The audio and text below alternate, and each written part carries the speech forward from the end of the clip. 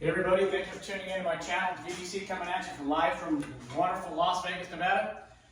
I just got done watching Hawaiian Craps Shooters. Just had a live show this morning, Saturday morning, where he demonstrated a Martingale progression using the 4 and 10 as his base bet, to where he would use the 4 and 10 to finance his inside play. So his goal was to use a negative progression starting with 35 and 35 on the 4 and 10, go 66 inside and try to collect and press these bets along the way. And every time he lost to a 7 out, he would increase his 4 and 10 from 35, he'd martingale it to 70, to like 150 to 300, etc., all the way up. In case you haven't seen it, you can go to his channel and you can check it out. I am going to replay the exact same rolls, looking at it from my eyes, how I would have seen that table and what things I would have looked at, because I don't play any kind of system. I don't play any kind of strategy. I think in the end, I think they all lose, to be honest with you. I believe that the table goes in patterns, and it swings positive, it swings negative, and it can be positive for a while, it can be negative for a while. It's whatever you're playing in the moment. If you're playing that side of the game that's winning, you're going to profit. If you're not, you're going to get your ass kicked. That's the bottom line. I've been playing this game for 38 years now. I developed Trendsetter Craps about 20 years ago, and I've been tweaking it, slight tweaks over the years. But it is based off of table trends. It's based off what's happening in the moment right now. And yes, the math of the game says that certain things should happen, but that's long term. That math is based off of long term, over thousands of rolls, which we know the casinos have in their favor. They have the bankroll behind them, they got the stability behind them, and they have time on their side, where we don't. As players, we're in the game for a short period, and I believe we can exploit the game in a short period because the table is constantly getting into balance. The table is constantly trying to balance towards the 7, balance towards box numbers, and balance to the math of the game. Over the long term, the game will balance to the math, but in the short term, it won't. And I believe that you can find many patterns and trends in the game, both positive and negative, and you can capitalize them. So, I'm a big believer in trends.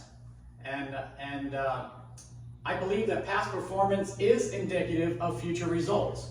Unlike you see on TV, where you hear people talk about stocks and stuff, and the first thing they say is past performance is not indicative. They're trying to protect themselves from anything bad happening if you join their club and you buy their stock. They want to tell you, well, shit just happens. It went bad.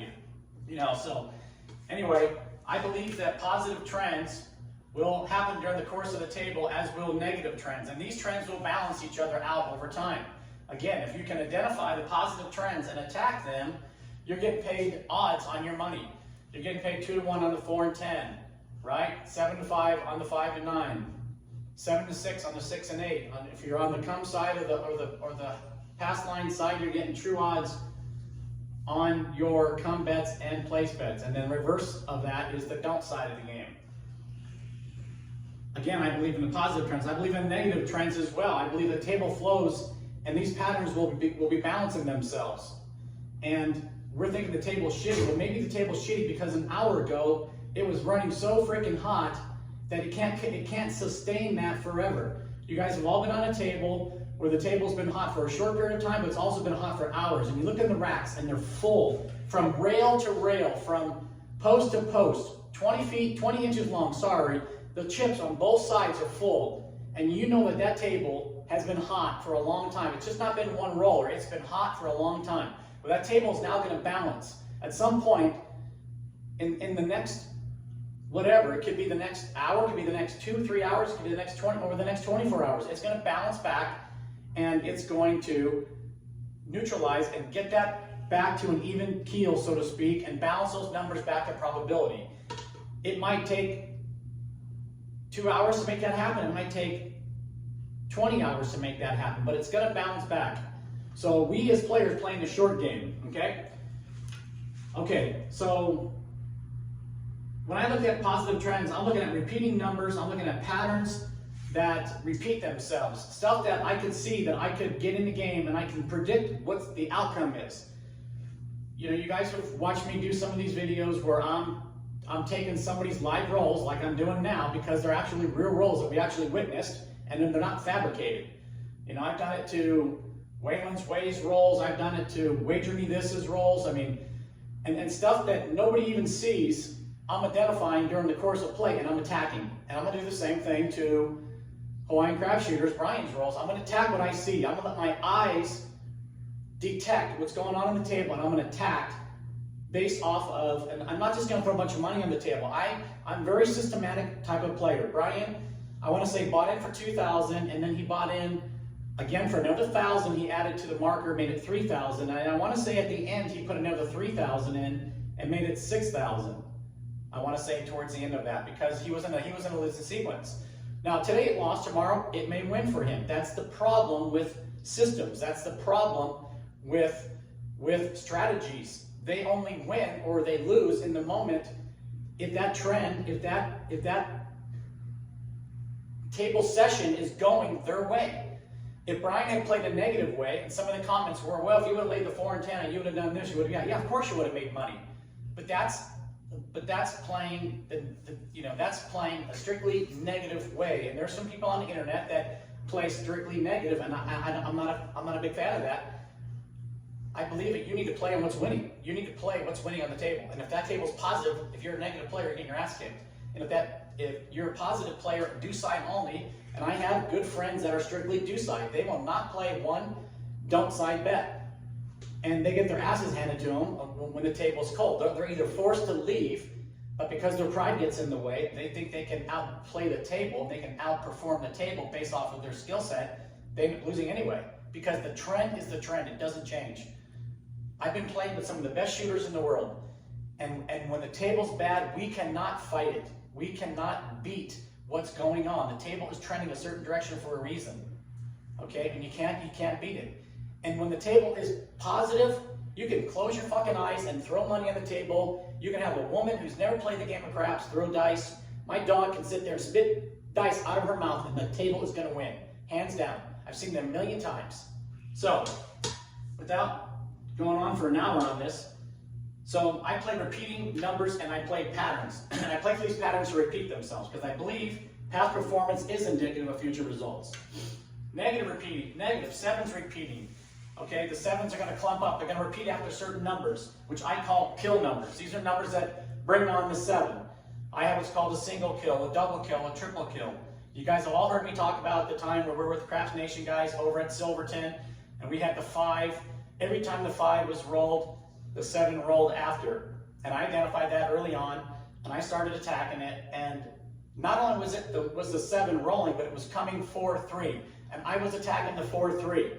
And I wish I would have attacked it stronger. Had I been by myself, I would have.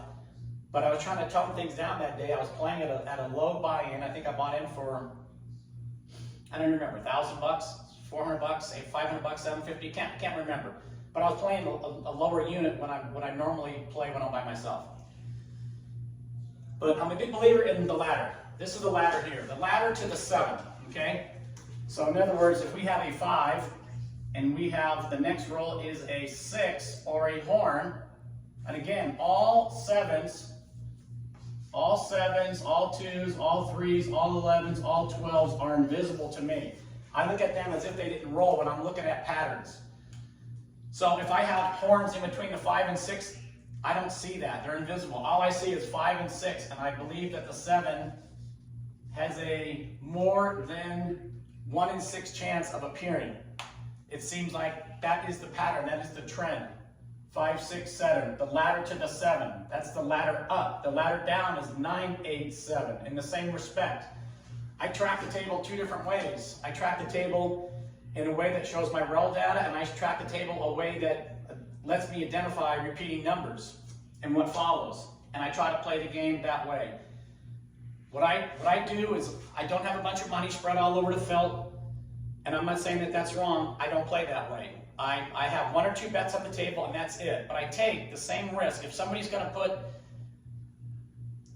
you know, 360 across and play a $50 unit, okay, they're going 50, 50, 60, 60, 50, 50. I would rather take that whole 360 and use that as my base bet, and that's what I'm going to demonstrate today.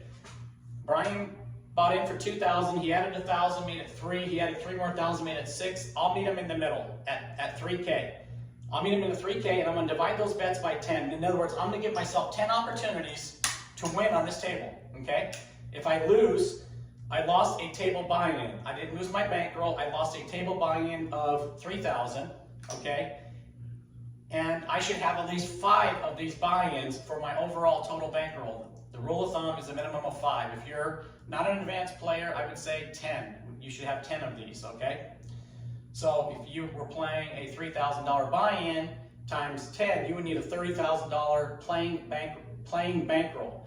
You're only bringing 1 to 2 buy-ins with you to the casino, okay? So here in this example, I'm going to play a $300 unit, which is a 3,000 times it by 10, which is a $3,000 table buy-in, and we're going to go from there. So you're going to see here I got 1,800 in black chips, 1,800. I have $200 in green, and I have 1,000 in orange, and this is a $500 chip. This is just used as a backup. There's 3,000 here. My base bet will be 300 bucks. If I make a single play, it'll be 300. Okay. What else? I will use these green chips for any opportunities that I see as hop opportunities. Now I heard Brian talk about today, he doesn't hop numbers. He feels that, from what he says, is that the house edge comes too much into play and you lose too much in the long run. And I agree with him 100% if you're doing it a normal way that the house wants you to bet proposition bets. However, I do not play the way the house wants me to play. I play these hop bets when I feel, based off of past performance, that certain things are going to happen again on the very next roll. Okay, and I will hop that number. So I will take that 15-to-1 odds and 30-to-1 odds and stick it right up their ass in plain English. Okay, I'm in the same game you guys are, to take money from the casinos. Okay, so I try to capitalize. I'm a big believer on low money makes big money. I'm not a big believer in coming in and playing, you know, across for one hit and down and regress, because I believe that when that bet loses to a 0.7, that it takes too much to recover those losses. And I'm a big believer of flat betting the table, meaning this is my size of bet I use for the whole session. My goal is to win X amount of units of 300. Say I win 10 units and I make 3 grand. I add that 3 grand to my playing bankroll. I make 10 units. Say I win 7 on the next session, say I win 4 on the next session, say I lose 5 on the next session, but I win 15 on the next. My goal is to get that to 100 units and then double my unit size. Keep going and play a higher unit. You make money at this by playing at a higher unit, not by playing $5 or $10 bets. You're not going to beat the casino in the long run that way. You're still going to beat them, but you're beating them at a lower rate. Okay, so the goal is to get your unit size up so you're making more. I mean, that's the reason why we're playing this, right? To make more money, right? Okay. Okay, so I mean, I play for keeps, some play for fun, some play for both. Okay, with that said, there's the ladders. How do we capitalize on these trends to play like a pro? Well, we're going to talk about that in a few seconds here, and then we're going to get into it. We're going to get into the session and play it live. It's key to identify negative indicators that stop your play or pause your play for 1 or 2 rolls or longer. So in other words, if I see something on the table that is negative to me, I better either do 1 or 2 things. I better either 1 or 3 things. Either A, I call off my bets and tell the dealer I'm off. B, I have a negative play that offsets my positive, my do side play. So if I have a $300 8, say, and I think the 7's coming the next roll, and I have not seen a 4 in a long time, and the point is a 9, and I've not seen a, so I might lay the 4 for 300 and lay the 9 for 300. There's my 2 negative bets. This is going to win 150. I don't have any chips here. This is going to win 150, and this is going to win 200 Do you see how, even if I lose this to a 7, I win 150, win 200, I'm 350. I won $50, which is 1/6 of my unit. At least it's positive. I'm not losing the 300. Okay, I'm losing, I'm actually gaining 50, so that's a $350 swing or a 1.2 unit savings per se, okay? You understand that? So I'm neutralizing this bet if I feel a negative indicator is happening, is about to hit the table and kill the roll, okay? And the other thing to do is just call your bets off, neutralize the bet, or I can call this bet off. I don't have an off button here anywhere I can find, but I call this bet off, and I still make this bet, and I still profit this 150, and I still profit this 2. Now I profit $350 or a little bit of 1.2 units. So I made 1 unit. How else can I capitalize? Well, if I think the 7's coming, wouldn't it be smart for me to hop the 7s? I'm a big believer on not hopping all 3 of them. I think that's a bad move. And Brian talked about that in his video. I guess when he hops them, I don't hop 3 7s. Maybe in the very beginning of the game because I don't have any table history to tell me which 7s are I need to be on. I have rules that tell me which 7s to be on. So I'm allowed to pick 2 of those 7s. So I've eliminated 33% of the house edge back in my wallet. Okay? So I've taken 1/3 of their edge and put it away. So whatever edge they had on me on that one particular roll, I've now reduced it by 1/3. Okay? So let's say I was to make a $30 bet. I was like make a $30 bet and I was to pick 2 7s out. Okay? And let's say in this particular case where we're laying the 4, we're laying the 4, we're laying the 9. That's the point. We're laying the 4 because it's lost. And I hop the, I don't think the camera, I'm not sure what the camera can see here. The camera can't even see the table. So you can't even see these bets, I just realized that. I hop the 6-1 and I hop the 5-2. Say it comes 6-1. So I make 240 and down here. I make 150 on the 4 lay, and I make 200 on the 9 in one swing of the bat.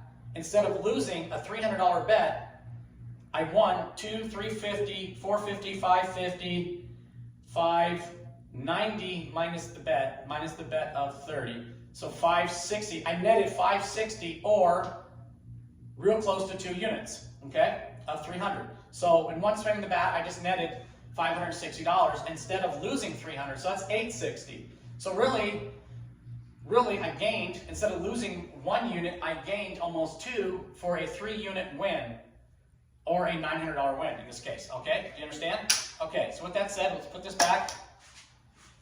So learn how to get paid.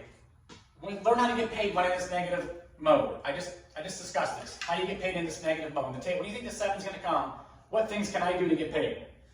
Okay, maximize gain when you're in this mode and minimize risk. Don't play into the casino's trap. So the casinos want you to play a certain way.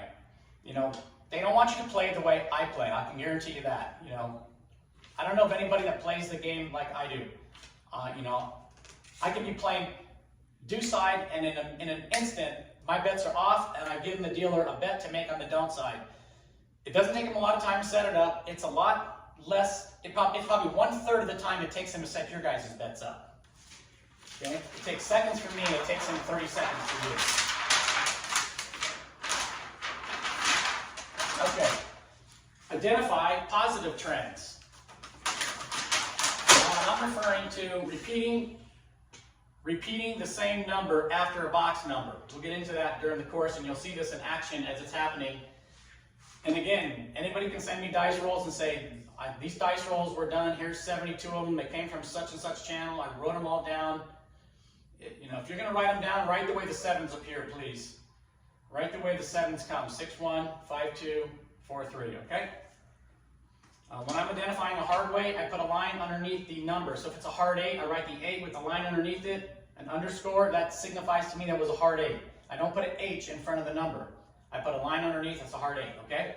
So you gotta have shortcuts here when you're dealing in craps to identify things for acronyms, etc., so you know how to proceed and how to stay in pace with the game. The game's going to flow a certain way. You can't be going with your, what do I do now? You know, my method of play is not simple, but it's simple in the fact that once you know it and you identify something, you know that when you see this, this happens. When you see this, this happens. You see a stop sign, you stop. You see a yield sign, you yield and you get on the freeway, right? You don't just fucking haul ass and go right on without looking, right? So certain things are yield, certain things are stop, certain things are go. You know, if you just have to know what they are and what the rules are. Repeating easy way patterns at 15 to 1. Repeating hard way patterns at 30 to 1. I'm identifying these patterns and I'm attacking them on the place bet side and on the hop side. I'm getting them from two different angles when I feel something is positive. Okay? I maximize gain during this mode of positive balance. Get your dollars into the pot. Get your dollars into the... You hear poker players talk about getting your money in. When you see something happen on the table, get your money in. You have odds in your favor that these things are going to happen, that certain things are going to go a certain direction based off of pot odds, as they call it. Well, there's not really pot odds per se in craps, but when a table is flowing a certain direction, I can't tell you how many times I've been out and I predicted the next roll of the dice like 7 straight times. It was amazing. And we were downtown. I was with Super Rick one time, and we were at the place that had the dollar crap. We were there during lunch hour, and we were at the table, and I was calling out roll after roll after roll, just based off of the pattern. I remember that to this day, because it was like 7 in a row, and some lady couldn't believe it, and she goes, "How do you know that?" And you know, so anyway, be flexible. Play on do or don't or both sides if needed. I believe if you're a one-sided player, long-term you're a loser. I believe if you're a one-sided player to the don't side, this is my belief, that you're a long-term loser, because you have to be flexible in your play. Because unless you're picking your timing perfect and you're timing that session perfect to where you're walking into a positive situation when you're playing do, or you're walking into a negative situation when you're playing don't, this is why you hear people talk about, and I do as well, if you're a do side player, your first rule is do not just go to any table. You need to walk around that whole casino and look at all the table, look at all the racks. And if you're a do-side player, you need to be on a table that the racks are full. That needs to be the first sign. Play on a sign that's showing that it's positive. You don't want to be on a table that's hardly anybody has chips in the racks. Total denomination I'm talking about. I'm talking about like they got like 6 chips in their fucking rack or 12 chips in their rack. You want to play on a table that you're seeing chips. That is a positive sign, okay? Even if the table goes negative after that, you're walking into a sign, you're walking into a positive indicator of what could be to come, okay? Same thing, if you're a don't side player, you don't want to play on those kind of tables. So if you're playing with a group of guys and you're a don't side and they're your buddies, well, you better be looking for a don't side table to get them on. I hate to say it like that, but one of you are going to win, one of you are going to lose. Unless you can do what I do, and it doesn't matter what side the table is, because you're going to be able to stop your do side, make your negative bets during the course of play. I don't care what kind of table I can go to any table, and I should be able to figure it out in the first 12 to 24 rolls, okay? Be able to stop your do side play during negative sign and switch to don't for 1 to 2 rolls, pause, do, make a negative bet. Pause your do side play, make a negative bet, okay? I'm a big fan of that. So that's pretty much it at this point. I will get into the rolls. I will reset this up. I think I put some of the chips back. 3, 2, 3. There's 6. There's 1,800 there. So I will use this 1,800. Not sure if you can see it. And when I resume play here, I will get into going over all the rolls that Brian did and go from there. With that said, thanks for tuning in, and we'll get right into the roll data here and continue the rolls and see where we end up. Okay, peace.